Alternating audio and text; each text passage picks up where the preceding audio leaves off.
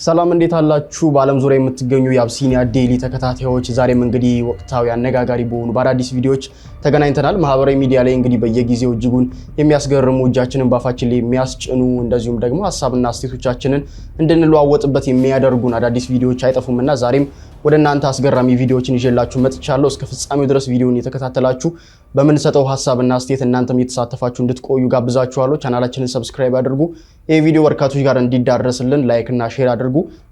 እንደዚሁም ደግሞ ያው ወቅታዊ አነጋጋሪ ቪዲዮዎች ናቸውና በዛ ላይም ሐሳብ አስተያየቶቻችሁን ማስቀመጥ እንዳትዘነጉ። ቀጥታ የምናልፈው ወደ ቪዲዮቻችን ነው። ቀዳሚያችን የምናደርገው ከሰሞኑ እስኪ ከትምህርት ስርዓት ጋር በተያያዘ አንድ ቪዲዮ በሶሻል ሚዲያ ላይ በጣም ሲንቀሳቀስ አይቻለሁ። እስኪ እሱን እንመልከትና አብረን ሐሳባችንን እንለዋወጣለን።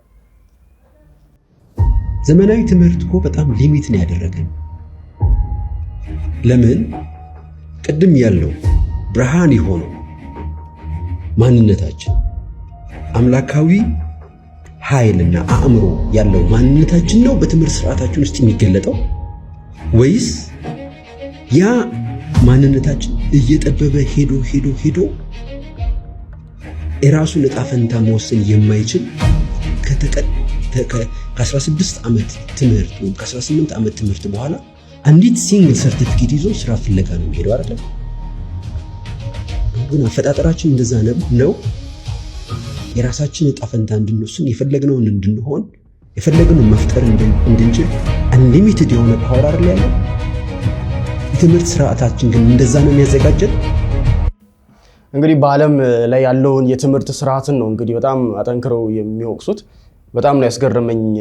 ያው የተፈጠርነው ለዚህ የትምህርት ሲስተም አይደለም ነው ያሉ ያሉት። እስኪ እናንተስ ያው እንደሚታወቀው የሀገራችንም የትምህርት ስርዓት አለ፣ ከዛም በአለም ዙሪያም ያለው የትምህርት ስርዓት አለና ያው የሚያዘጋጀን ለቅጥርነት ነው የሚል ሐሳብን ያነሱት። እስኪ እናንተ በዚህ ጉዳይ ላይ ምን ታስባላችሁ የሚለውን ኮሜንት ላይ አስቀምጡልኝ። እኔ ግን በጣም አስገርሞኛል ይህ ቪዲዮ።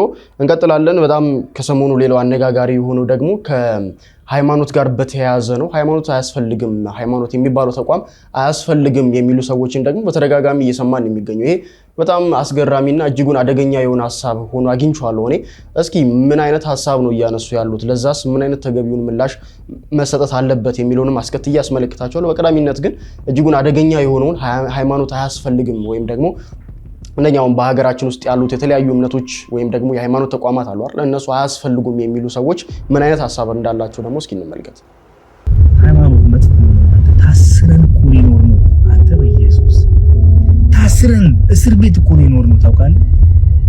ምናልባት ሲኦል ልገባ እችላለሁ ብለህ ታስባለህ? እንዲህ እኮ ሊኖር ነው። ምን ይታወቃል? አላውቅም። እግዚአብሔር ምናልባት ሲኦል ሊከተኝ ይችላል ብለህ ታስባለህ? እግዚአብሔር ነፃ አውጥቶናል። ነፃ ሰዎችን አይዟችሁ፣ እግዚአብሔር ይወደናል። ሃይማኖት አይደለም። ሃይማኖት አልሞተልን። የሞተልን ኢየሱስ ክርስቶስ እኮ ነው። በመስቀል ላይ ብሩክ ሆኖ እያለ የተባረከ ሆኖ እያለ አንድም ነቀፋ ሳይኖርበት እያለ በመስቀል ላይ ተሰቀለና ኤሎሄ ኤሎሄ ላማ ሰበቅታኒ ያየ መዝሙር 22 ላይ ያለ አባቶ ስለምን ተውከኝ ብሎ ጨረሰ። አሁን ሃይማኖት ምን ይላል? ይሄን አድርግ ይሄን አታርግ፣ እንዲህ ለመዳን ከፈለክ እንትን ማለት አለበት፣ ቄሱን ማናገር አለበት፣ ፓስተሩ ጋር መሄድ አለበት። ለምን? የሞተልኝ እሱ ምንድነው ሌላው? ወይ ማይገባኝ ነገር። አዎ ህብረት መልካም ነው፣ ቆንጆ ነው። በህብረት አንድ ላይ ሆነን እግዚአብሔርን እንባርካለን፣ ልጆቹን ሁላችንም። ከዛ ውጪ አንተ ያበበ ወንበር ላይ እኔ ደግሞ የላስቲክ ወንበር ላይ የሚያስቀምጠን ምንም ልዩነት የለንም። ወንድም ማለት እኩል ነን። በክርስቶስ ሁሉ ልጅ ነው።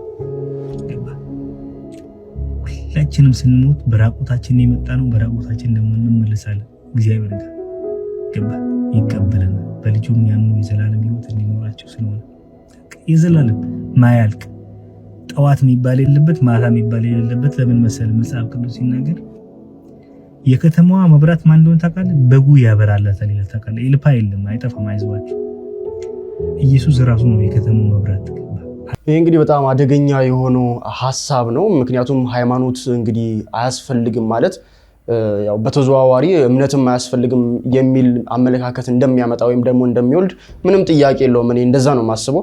ያው ሃይማኖት ሲጀመር አያስፈልግም ሲባል እውነት ለመናገር ሃይማኖት ምንድነው የሚለውን ትርጉም ካለማወቅም የሚመነጭ ይመስለኛል። ከዛ ባለፈ ደግሞ ልክ የአንድን ህብረት ወይም ደግሞ የአንድን ሃይማኖት ቀስ እያሉ ለመሸርሸርና እንደው ሃይማኖት ቢስ ወይም ደግሞ እምነት አልባ ማህበረሰብ ለመፍጠር የሚደረግ ጥረት አድርጌ ነው እኔ ፐርሰናሊ ማስበው።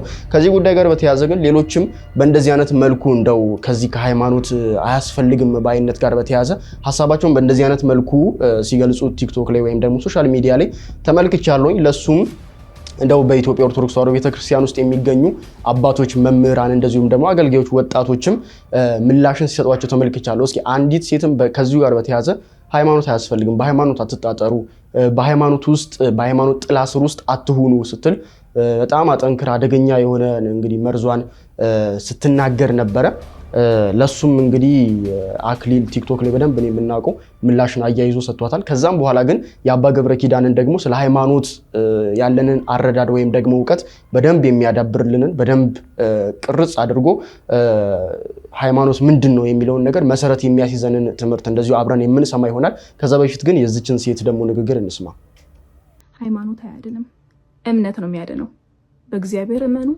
ኢየሱስ ክርስቶስ ሞቶልናል፣ እመኑ። ተነስቶልናል፣ እመኑ። ለኛ ነው የሞተው፣ ለኛ ኃጢአት ነው የሞተው።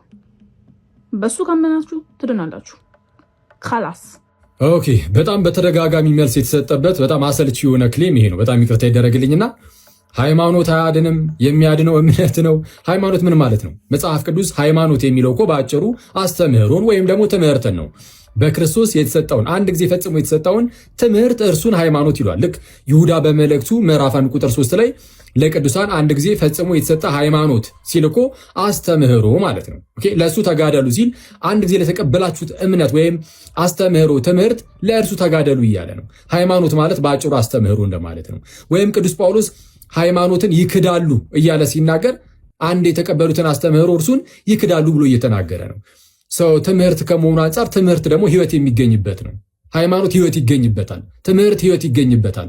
ልክ ቅዱስ ጳውሎስ በሁለተኛ ጢሞቴዎስ መልእክቱ ምዕራፍ 4 ቁጥር 3 ላይ ህይወት የሚገኝበትን ትምህርት ይክዳሉ ይላል አይደለ? ህይወት የሚገኝበትን ኦኬ። ሰው ህይወት የሚገኝበት ትምህርት አለ። ይህ ትምህርት ሃይማኖት ይባላል። ወይም ቅዱስ ዮሐንስ በመልእክቱ በሁለተኛ መልእክቱ ቁጥር 9 ላይ ዮሐንስ ምዕራፍ ነው ያለችው ማንም ቢሆን ለሚወጣ ይላል ለሚወጣ በክርስቶስ ትምህርት ለማይኖር ሰው አምላክ የለውም ይላል። በክርስቶስ ትምህርት ለማይኖር ይህ የክርስቶስ ትምህርት እርሱ ነው ሃይማኖት ተብሎ የሚጠራው በመጽሐፍ ቅዱስ። ሃይማኖት አያድንም ሲሉ ህይወት የሚገኝበት ትምህርት አያድንም እያሉ ነው። ህይወት የሚገኝበት ትምህርት አስቀድሞ ካልተያዘ ሲጀመር እምነቱም አያድንም። እምነት የሚያድነው ህይወት የሚገኝበት ትምህርት ከተሰማ በኋላ ነው። ለምሳሌ አሁን ያቴ ኢየሱስ ክርስቶስ እንደሞተ እንደተነሳ ማመን ምናምን ነገር አለሽ። ኦኬ፣ ክርስቶስ የእግዚአብሔር ልጅ እንደሆነስ ማመን የለብንም? እሺ፣ ኢየሱስ እርሱ በባህሪው ከአብ ጋር አንድ የሆነ ፍጹም አምላክ መሆኑስ ማመን ግዴታችን ነው? ኦኬ፣ ፍጹም አምላክ ብቻ ደግሞ አይደለም፣ ፍጹም ሰው መሆኑንስ ከመቤታችን ከቅድስት ድንግል ስጋን መንሳቱንስ ማመን ግዴታ ነው? አዎ ግዴታ ነው ይላሉ ብዙ ፕሮቴስታንቶች። እሺ፣ በስላሴ ማመንስ ግድ ነው? አንድ አምላክ እንዳለ ሶስት አካላት እንዳሉ ይሄ ግድ ነው ለመዳን? ብዙ ፕሮቴስታንቶች አዎ ይላሉ። ይህ ሃይማኖት ይባላል።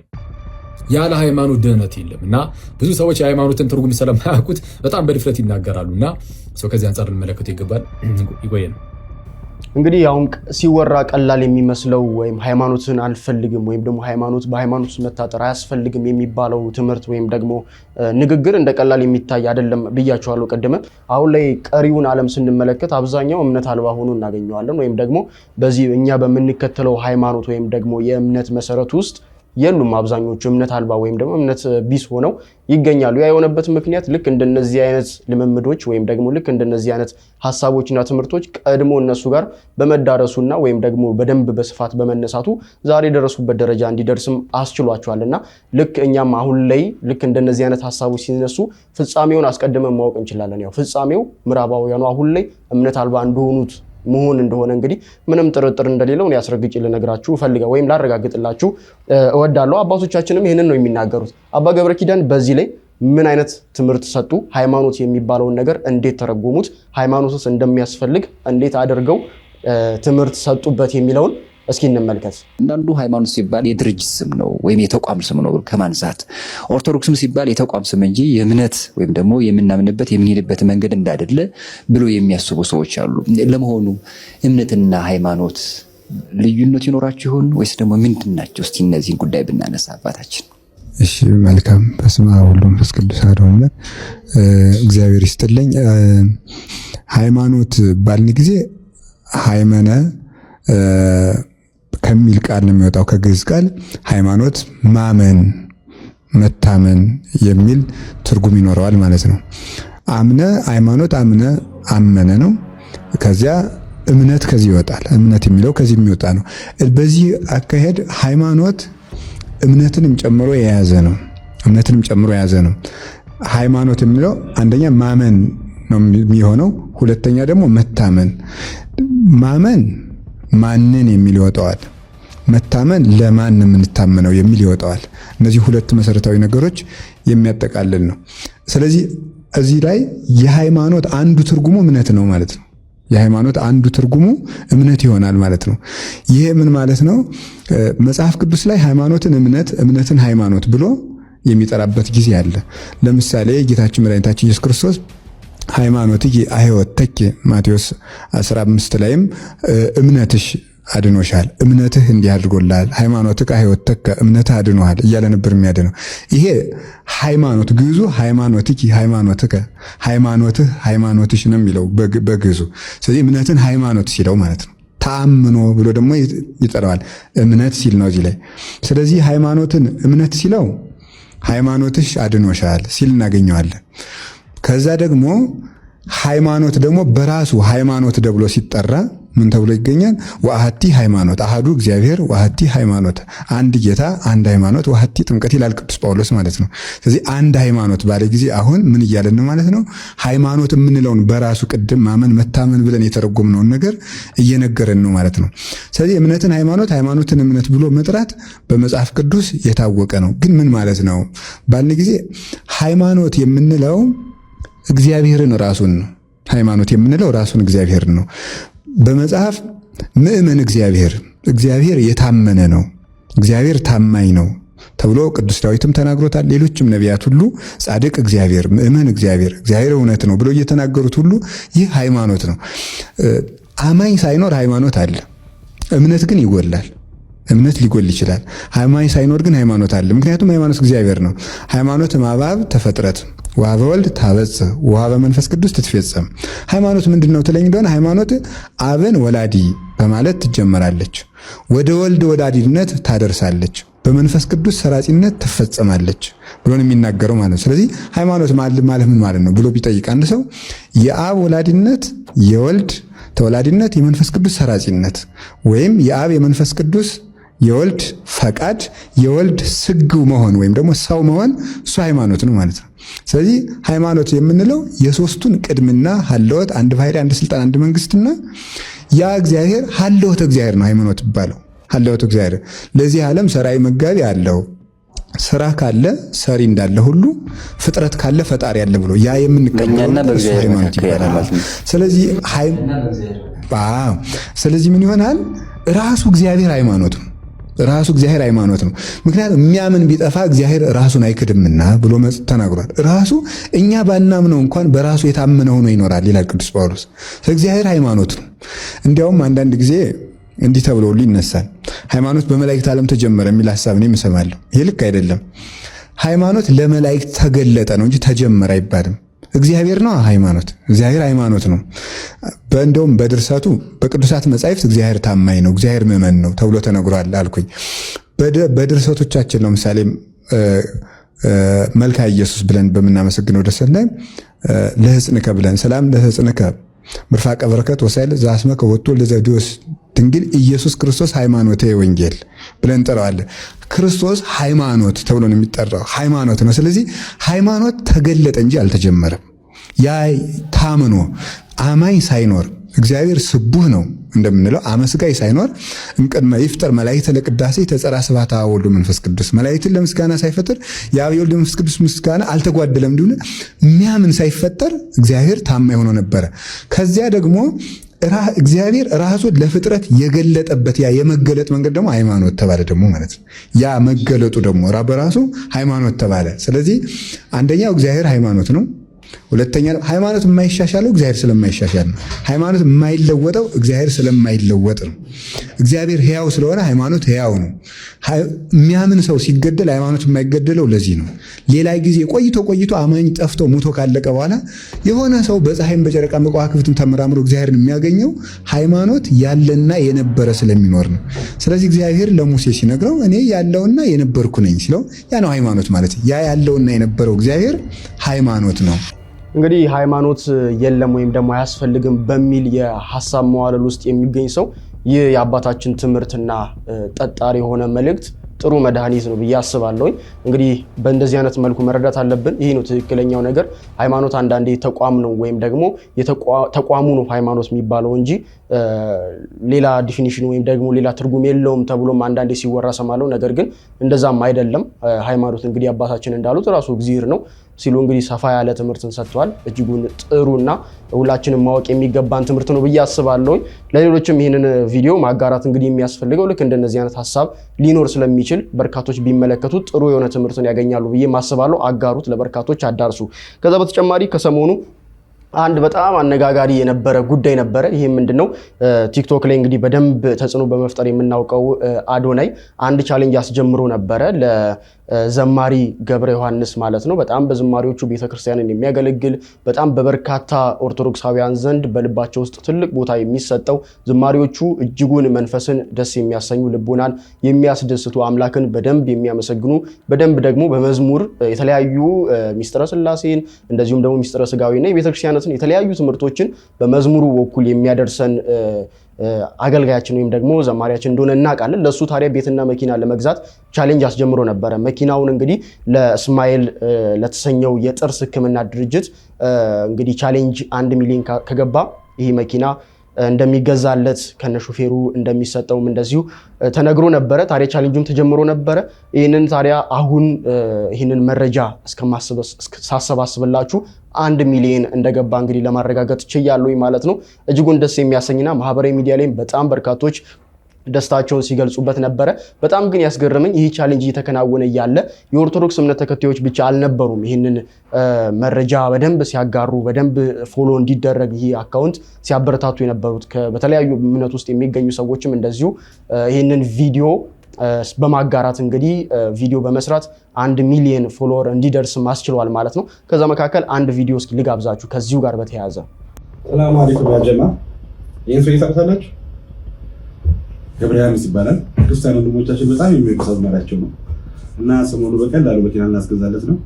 እስማኤል ዴንታል ስፔሻሊቲ ሴንተር 1 ሚሊዮን ፎሎወር በሁለት ቀን ውስጥ ካስገባ ነው መኪና ሊገዛለት ቃል ገብቷል። ስለዚህ ሙስሊም ወንድሞቼ ክርስቲያን ወንድሞቻችን እንተባበራቸው። በአንድ ቀን ውስጥ 1 ሚሊዮን ፎሎወር እናስገባው። አሁን እንጀምር። ሰላም አለይኩም። ለዝጋ ኤቭሪባዲ ሌትስ ጎ እስማኤል። እንግዲህ በእንደዚህ አይነት መልኩ በጣም በሚያስገርም ሁኔታ እንግዲህ ሌሎች እምነት ተከታዮችም ይህንን አካውንት ፎሎ እንዲደረግ ቪዲዮ ሲሰሩ ነበረ። በጣም የሚያስገርም ነው። ከዛ በተጨማሪ ግን የዛው የድርጅቱ የእስማኤል ዴንታል ክሊኒክ ባለቤት እንግዲህ ዶክተር ሰላማዊትም 1 ሚሊዮን መግባቱን ተከትሎ ቪዲዮ ሰርታለች። መኪናውም እንግዲህ እንደሚገዛ አረጋግጣለች ማለት ነው። እስኪ ምን አይነት ቪዲዮ ሰራች የሚለውን እስኪ አብረን እንመልከት። ሰላም እንዴት ናችሁ? ዛሬ አም ሶ ሃፒ ማለት ደስ ያለኝ 1 ሚሊዮን ፎሎወር በመግባታችን ብቻ ሳይሆን የእናንተን ፍቅር ስላየን ነው። ሁላችሁም ለኛ ያሳያችሁት ፍቅር እንዲሁም ለወንድማችን ያሳያችሁት ፍቅር ሶ ኢሞሽናል። ሁላችሁንም እናመሰግናለን። ተባረኩ። ሌላው ግን እስማኤል ስፔሻሊቲ እንግዲህ ሪከርዱን ሰብራል። እንግዲህ በዴንታል ክሊኒክ ሌቭል 1 ሚሊዮን ፎሎወር እኔ እንጃ። እስማኤል ስፔሻሊቲ እኛ ጋር የሌለ አገልግሎት የለም። የጥርስ ሕክምና በተመለከተ በጣም ዘመናዊ በሆነ መልኩ አሁን ላይ እንግዲህ ኢስት አፍሪካ ላይ እኛ አዋርድ የወሰድን ሰዎች ነን። በጣም ብዙ ፎሬነሮች መጥተው የሚታከሙበት ለእናንተ የሚመች ብዙ ጥሩ ሐኪሞች ያሉበት ምርጥ ሴንተራችን ነው። ስለዚህ እስማኤል ስፔሻሊቲ ኑና ከጥርስ እጥበት ጀምሮ እስከ ዋናው ትልቁ እስከምንለው ሰርጂካል ነገሮችን ጨምሮ ሁሉንም ሰርቪስ እኛ ጋር ታገኛላችሁ። ኑ እስማኤል ስፔሻሊቲ 6522 ላይ ወይም ደግሞ በ0904 22 23 24 ላይ ደውሉልን። ማፕ ከስር በማድረገው ሊንክ ደግሞ ማፓችን ቦሌ ሩዋንዳ ነው የሚገኘው። ሎኬሽናችን ማለት ነው ቦሌ ሩዋንዳ T20 ፎቅ ላይ 2ኛና 4ኛ ላይ አለንላችሁ። ለምትፈልጉት ሰርቪስ የምታምናቸውን ዶክተሮች የምትተማመኑባቸውን ሐኪሞች ሙሉ ስታፎች ይዘን እናንተን እንጠብቃችኋለን። እናመሰግናለን። እንወዳችኋለን። እንግዲህ በእንደዚህ አይነት መልኩ በጣም ደስ ብሏት ገልጻለች፣ ሐሳቧን መልእክቷን አድርሳለች። 1 ሚሊዮን መግባቱን ተከትሎ ማለት ነው።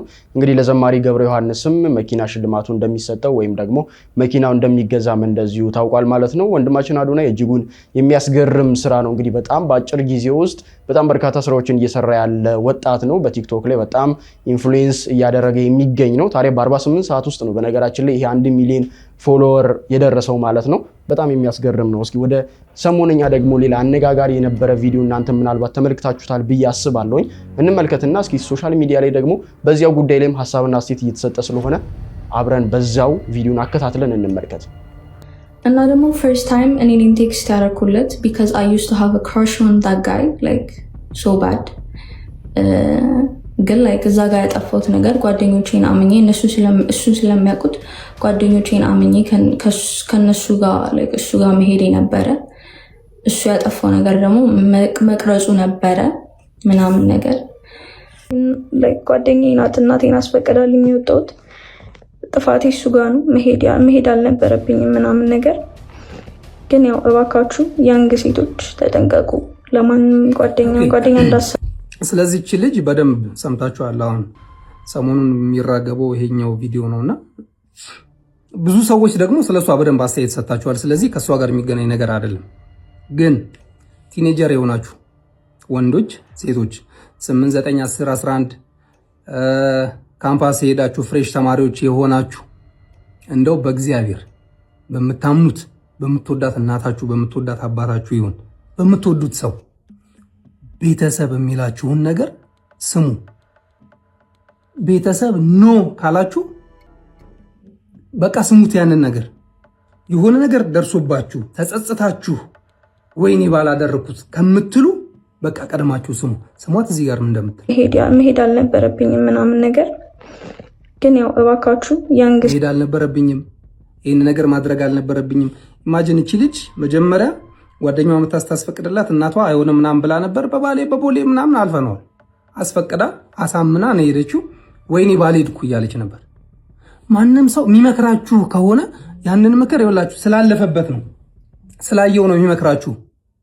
በቃ ቆም በሉና ስሙት። ማየት ሊያጓጓችሁ የሆነ ነገር ምናምን ሊመስጣችሁ ይችላል።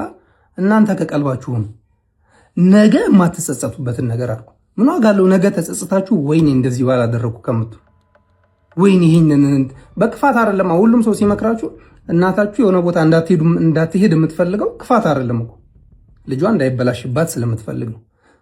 እቺ ልጅ ተከልክላ ነበረ እንዳትሄድ እዛ። ለምን? በቃ እንዳትበላሽባት ብሶ ሆነ። ከዛ ይኸው አሁን መታ ምን ሆነች እሷ መካሪ። በቃ ባልሆነ ጸጸት ውስጥ ነው ያለችው። እናንተ ደግሞ ከዚህ የሆነ ትምህርት ውሰዱ። በቃ ነገ እንዳትበላሹ እንዳትጸጸቱ የሆነ ነገር ውስጥ ሆናችሁ በቃ አይምሯችሁ እንዳይላሽቅ ዛሬ ምክር ስሙ። አባት ሲመክራችሁ እሺ መጠየቅ ከፈለጋችሁ ነገር ስትከለከሉ እኮ ኖ ስትባሉ ለምንድን ነው የከለከልከኝ ይሄንን ነገር ብላችሁ በደንብ ጠይቁ። እንዲ ምክንያቱ አሳማኝ ይሆናል። ከዛ ኦኬ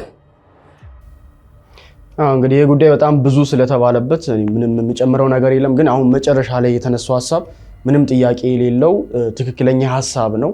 ምክር መስማት፣ የአባት የእናትን ምክር መስማት፣ በተለይ ደግሞ ገና ታዳጊ ቲኔጀር ተብሎ የሚታሰቡ ልጆች እንግዲህ በጣም ዘመኑ የከፋ ነው። ልክ እንደምትመለከቱት ነው እንግዲህ ሁሉ ነገር አሁን ላይ ሶሻል ሚዲያ ላይ ግልጥልጥ ያለ ነገር ነውና ዋላ ላይ ጸጸት ውስጥ መግባት ወይም ደግሞ አላስፈላጊ ራስ ላይ አላስፈላጊ እርምጃ ከመውሰድ ቀድሞ በተቻለ አቅም መጠንቀቅ እንግዲህ የወላጅ ምክር መስማት በጣም አስፈላጊ ነው ብዬ አስባለሁ። ከዛም በተጨማሪ ደግሞ ወላጆችም እንግዲህ ልጆቻችሁን የት ወጥተው እንደሚገቡ ምን አይነት ነገሮች ላይ እንደሚውሉ ስልካቸው ላይ ምን አይነት ነገሮችን አክሰስ ማድረግ እያረጉ እንደሆነ እንግዲህ በተቻለ አቅም እንደው ለመቆጣጠር መሞከር፣ ለማየት መሞከር፣ አብሮ ጊዜ ለማሳለፍ መሞከር ተገቢ ነው ብዬ አስባለሁ። ምክንያቱም እንደምታውቁት ነው ጊዜው እጅጉን አስቸጋሪ ነው፣ ከምንቆጣጠረው ከምናስበው በላይ የሆነ ስለመጣ ማለት ነው። ይሄ እንግዲህ ከሰሞኑ ማህበራዊ ሚዲያ ላይ በጣም አስደንጋጭ ክስተት የነበረ እጅጉን አሳዛኝ የሆነ ነገር የነበረ እንደው አሁን ሶሻል ሚዲያ ላይ ነገሮችን እየተላመድን ከጊዜ ወደ ጊዜ እንደው ቀላል እየመሰሉ ስለመጡ ነው እንጂ እጅጉን የሚያሳዝን ያልተለመደ እጅግ አደገኛ ነገር ነበረ ከሰሞኑ የተመለከትነውና እንደው ጥንቃቄ ቢደረግ ለማለት ነው። እንቀጥል እስኪ ቪዲዮአችን። ራሄልን ታውቋታላችሁ? ዛሬ ስለ ራሄል ነው የምነግራችሁ። ራሄል የያዕቆብ ሚስት ነበረች። ያዕቆብ ከወንድሙ ከኤሳው ጋር ተጣልቶ ኤሳው ሲያሳድደው ወንድሙ ሲያሳድደው ወደ አጎቱ ወደ ላባ ጋር ሄዶ ነበርና ወደ ላባ ጋር ሲሄድ ራሄል የላባ ልጅ ነበረች እና ለመጀመሪያ ጊዜ ሳያት በጣም ወደዳት። ከዛ በቃ በጣም ስለወደዳት ላባን ይጠይቀዋል። ለ7 ዓመት ልገዛልህና ራሄልን ስጠኝ ብሎ ማለት ነው። ላባን በአገልጋይነቱ በቃ ደስ ይለውና ይስማማል። ከዛ ለ7 ዓመት ያገለግለዋል ላባን። 7 ዓመት ካገለገለው በኋላ ጊዜ ደርሰዋል፣ አሁን ማግባት አለብኝ ራሄልን ይለዋል ያዕቆብ ማለት ነው። ላባም ይስማማና ድግስ ተደገሰ። በጣም ጥሩ ድግስ ተደግሶ ምናምን በቃ ከራሄል ጋር ይተኛል ማለት ነው። ማታ የሰርጉ ዕለት ማታ።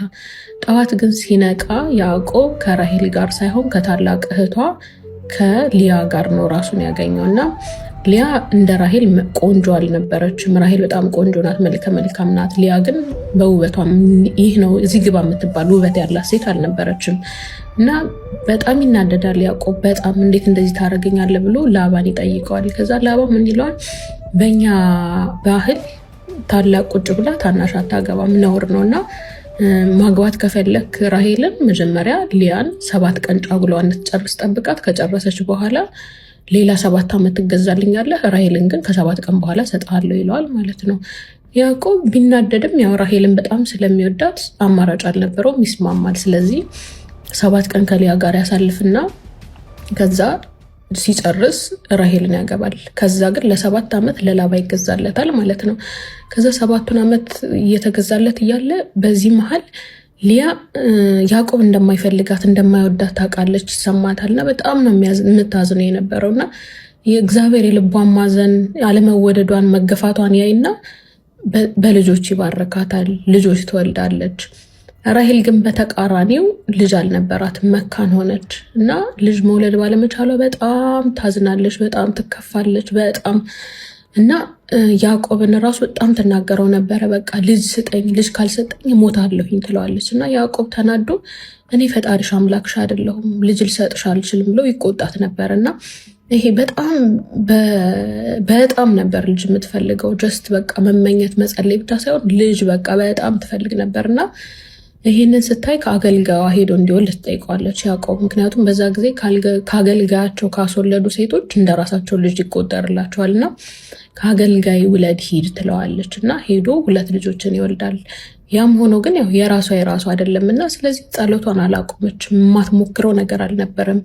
ይሄ መድኃኒት ነው ሲባል ለመውለድ መድኃኒት ነው የሚባል ማንኛውም ነገር ትሞክር ነበረ።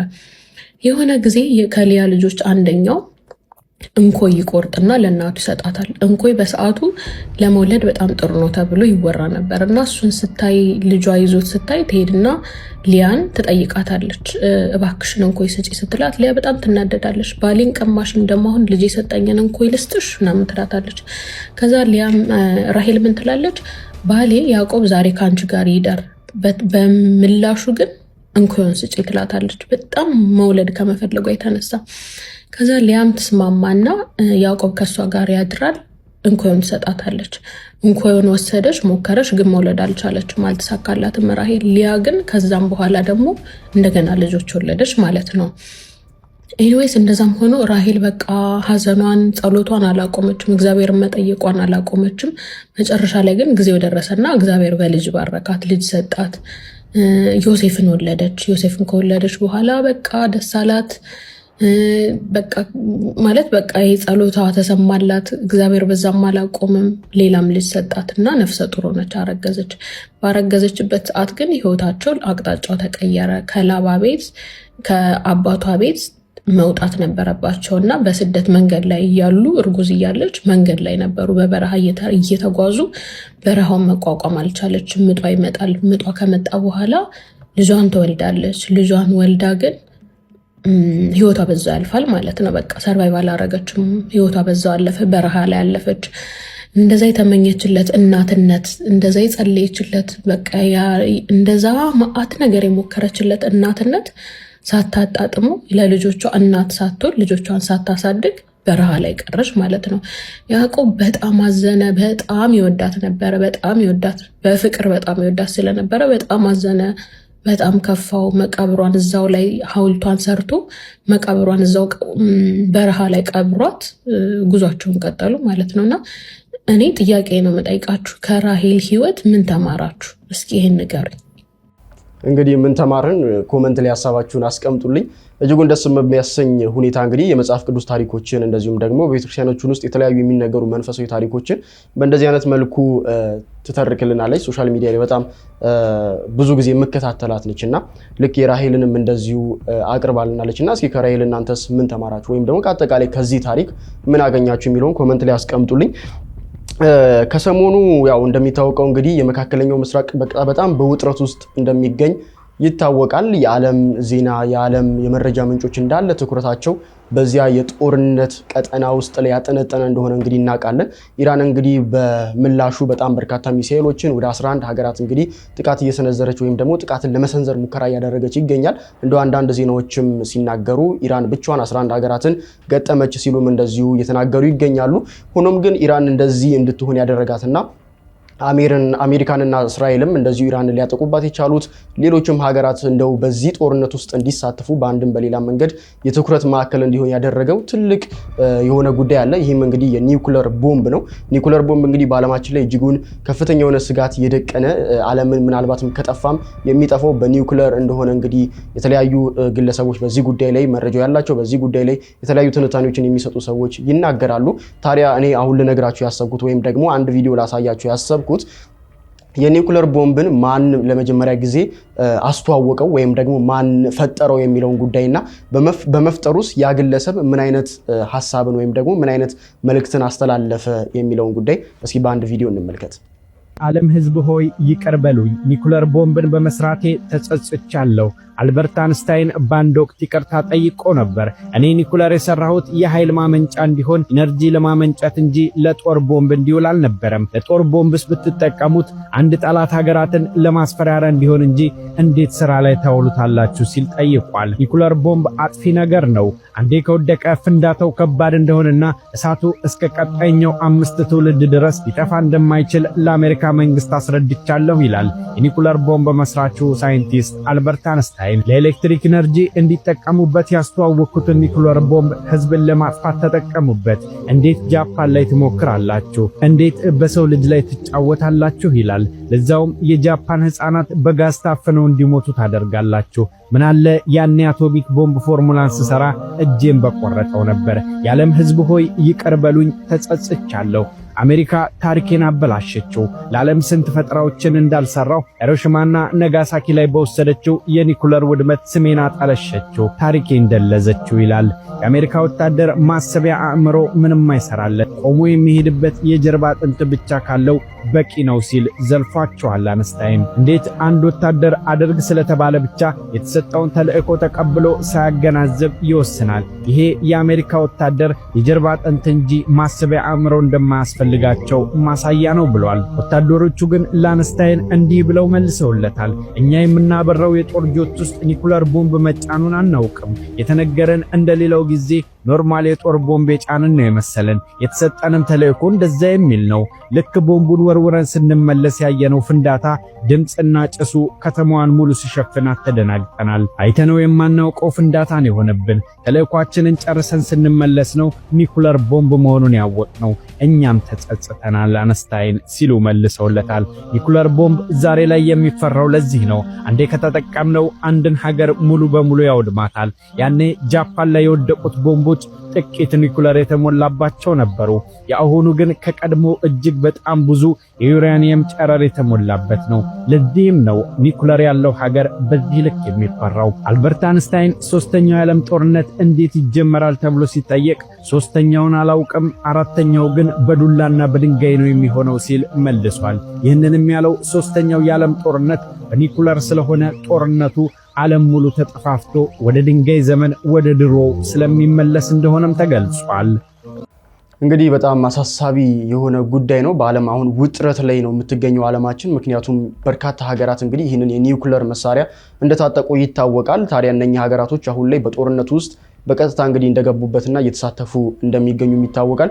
ይህ ጉዳይ በዚህ ሰዓት ዓለምን እያነጋገረና እጅጉን አሳሳቢ ጉዳይ ሆኖ አግኝቼዋለሁኝ። እንደምትመለከቱት በቪዲዮም እንደሰማችሁት አልበርትም እንግዲህ እንደተቆጨበት በፈጠረው ፈጠራም እንግዲህ እንደተቆጨበት የሚያሳይ መረጃ ነው ማለት ነው።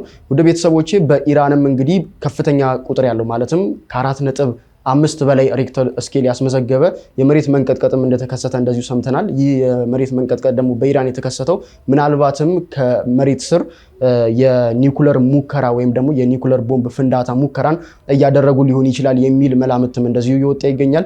ብቻ ዓለማችን በዚህ ሰዓት ላይ በጣም በስጋት ውስጥና በውጥረት ውስጥ ትገኛለች። አምላካችን ደግሞ ሰላሙን እንዲያመጣልን ሁላችንም ልንጸልይና ልንመኝ ይገባል። የዛሬው ቪዲዮቻችን እነኝን ይመስላሉ። እስከ ፍጻሜው ድረስ ስለተከታተላችሁኝ አብራችሁን ስለቆያችሁ በጣም አመሰግናለሁ። ይህ ቪዲዮ በርካቶች ጋር እንዲዳረስ ላይክ፣ ሼር፣ ሰብስክራይብ እያደረጋችሁ እንግዲህ በርካቶች ጋር አዳርሱልን። እናንተም ቤተሰብ ሁኑን። በሌሎች በአዳዲስ ቪዲዮዎች በሌሎች በአዳዲስ አስገራሚ ከሀገራችን ከኢትዮጵያ አንስቶ በዓለማችን የተሰሙንን ሰብሰብ አድርጌ ቪዲዮዎችን ይዤላችሁ እስከመጣ ድረስ ቸር ቆዩልኝ።